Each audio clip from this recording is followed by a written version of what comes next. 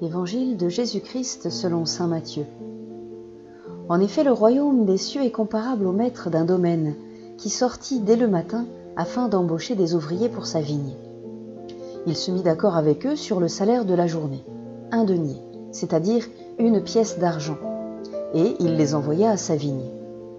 Sorti vers 9 heures, il en vit d'autres qui étaient là sur la place sans rien faire. Et à cela il dit : « Allez à ma vigne, vous aussi, et je vous donnerai ce qui est juste. » Ils y allèrent. Il sortit de nouveau vers midi, puis vers 3 heures, et fit de même. Vers 5 heures, il sortit encore et en trouva d'autres qui étaient là. Il leur dit : « Pourquoi êtes-vous restés là toute la journée sans rien faire ?» Ils lui répondirent : « Parce que personne ne nous a embauchés. » Il leur dit : « Allez à ma vigne, vous aussi. » Le soir venu, le maître de la vigne dit à son intendant : « Appelle les ouvriers et distribue le salaire en commençant par les derniers pour finir par les premiers. » Ceux qui avaient commencé à 5 heures s'avancèrent et reçurent chacun 1 pièce d'1 denier. Quand vint le tour des premiers, ils pensaient recevoir davantage, mais ils reçurent, eux aussi, chacun 1 pièce d'1 denier. En la recevant, ils récriminaient contre le maître du domaine.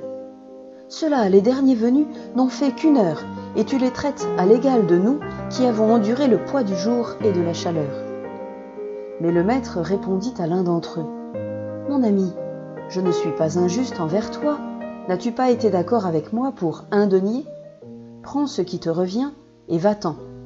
Je veux donner au dernier venu autant qu'à toi. N'ai-je pas le droit de faire ce que je veux de mes biens ? Ou alors, ton regard est-il mauvais parce que moi je suis bon ? C'est ainsi que les derniers seront premiers et les premiers seront derniers. »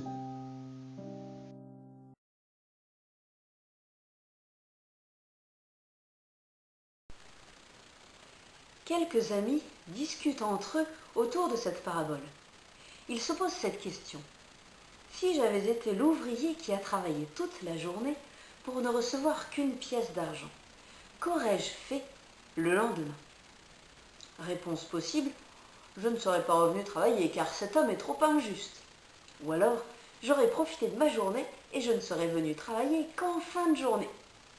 Ou encore, je serais venu tôt le matin et j'aurais demandé beaucoup plus d'argent au maître de la vigne. Ou enfin, j'aurais été ravi de toujours travailler pour un tel maître. Alors, et toi, qu'aurais-tu fait ? Et moi, qu'aurais-je fait ? Tu ne serais pas revenu travailler. Une journée entière de travail pour gagner autant que ceux qui ne travaillent qu'1 heure, ce n'est pas pour toi. Le maître de la vigne, dont parle Jésus dans cette parabole, ne mérite pas d'être connu. Il est trop injuste. Le maître est injuste. Est-ce si sûr ? En relisant le début de l'Évangile, on trouve cette phrase : « Il se mit d'accord avec eux sur le salaire pour la journée. » Le maître de la vigne est en fait juste avec ceux qui ont travaillé toute la journée. Il leur donne ce qui était convenu. Le fait qu'il donne autant à ceux qui sont arrivés tard dans la journée doit ouvrir nos yeux sur les qualités de ce personnage. Cet homme est merveilleusement étonnant. Il est infiniment généreux. Il ne regarde pas le travail fourni, mais l'homme. Deuxième réponse possible, tu aurais profité de ta journée et tu serais venu travailler uniquement en fin de journée. Beaucoup auraient sans doute fait comme toi, peut-être moi-même d'ailleurs. Mais profite-t-on vraiment de sa journée en attendant le dernier moment ? N'y a-t-il pas un risque ? Celui de vivre sa journée rongée par l'inquiétude. Et si je n'étais pas embauché ? Et si demain le maître de la vigne donnait beaucoup moins à ceux qui viennent qu'en soirée ? Ceux qui travaillent dès le matin sont assurés d'être payés. Ils gagnent en plus la tranquillité et la paix. Autre possibilité, tu aurais demandé beaucoup plus. Pourquoi donc ? Pour t'enrichir ? Pour avoir plus que les autres ? N'oublie pas, l'homme de l'histoire est merveilleusement généreux. Il risque encore de donner autant à ceux qui ne viennent qu'en soirée. Et tu risques d'être déçu. Autre réponse possible, j'aurais été ravi de toujours travailler pour un tel homme. Tu aurais été payé, tu aurais vécu dans la sérénité, et puis quel bonheur de travailler pour quelqu'un de si généreux. Les fins de soirée auraient toutes été emplies de joie, de lumière, de fête. Ce maître de la vigne est étonnant. On aurait envie de le rencontrer. Mais existe-t-il vraiment ? Cette histoire est une parabole. Elle prend appui dans la vie de tous les jours. Elle a un sens caché. Lorsque Jésus raconte une parabole, c'est toujours pour nous dire quelque chose d'important sur Dieu, sur notre vie avec Dieu et avec nos frères. Dieu, dans la parabole, c'est lui le maître de la vigne. Il vient inlassablement à la rencontre de l'homme et il l'invite à travailler à sa vigne, à travailler à son royaume d'amour. Dieu est juste et bon pour tous. Il est toute générosité. Le salaire ? Dieu est amour infini. Ce qu'il peut nous donner, c'est cet amour immense. Lorsque Dieu donne, il donne tout ce qu'il est, tout ce qu'il a.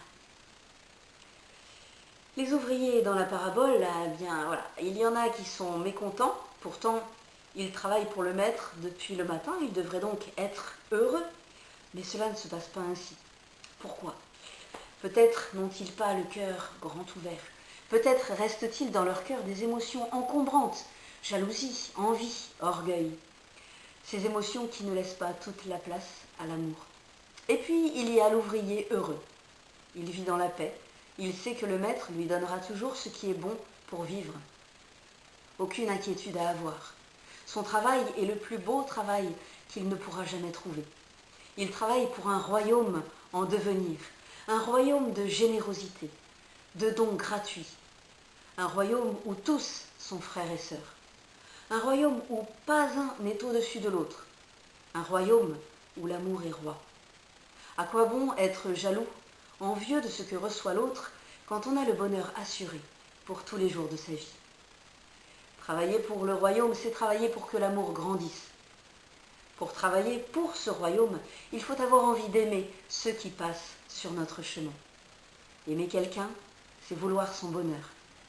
Lorsqu'on aime, on est heureux du bonheur de l'autre.